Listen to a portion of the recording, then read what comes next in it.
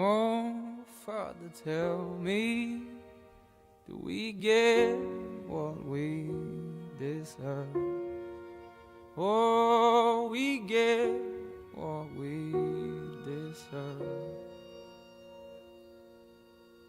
And where down we go, oh, oh, oh, oh, oh, where down we go, oh.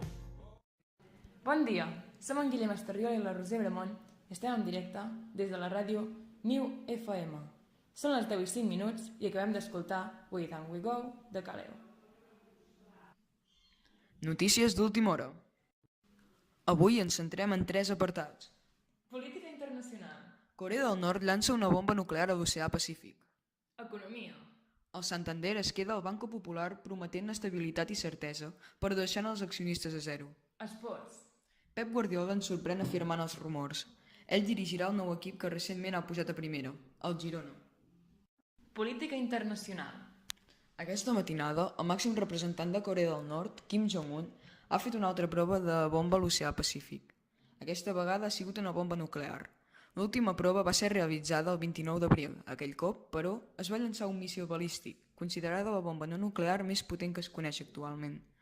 Aquest fet tensa encara més les relacions amb grans potències mundials, com els Estats Units, els quals s'agafen aquest fet com una amenaça. Són molts els estats que afirmen que Corea del Nord té la intenció de provocar la Tercera Guerra Mundial. A la vegada, un dels països que pot patir les conseqüències d'aquests fets és Japó. Segons afirmen des de la Casa Blanca, les ciutats de Seül i Tòquio podrien patir un atac nuclear, el qual seria una gran catàstrofe. Economia. Ahir a la nit es va confirmar la gran notícia que a molts ens costa creure. El Santander ha adquirit el Banco Popular amb el minúscul preu d'un sol euro. Luis de Guindos, ministre d'Economia, va declarar que aquesta operació no constarà en un cèntim als contribuents.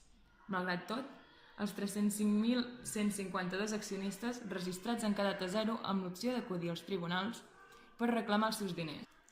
Anna Patricia Botín va afirmar que donarà certesa i estabilitat al sector financer i absoluta tranquil·litat als treballadors.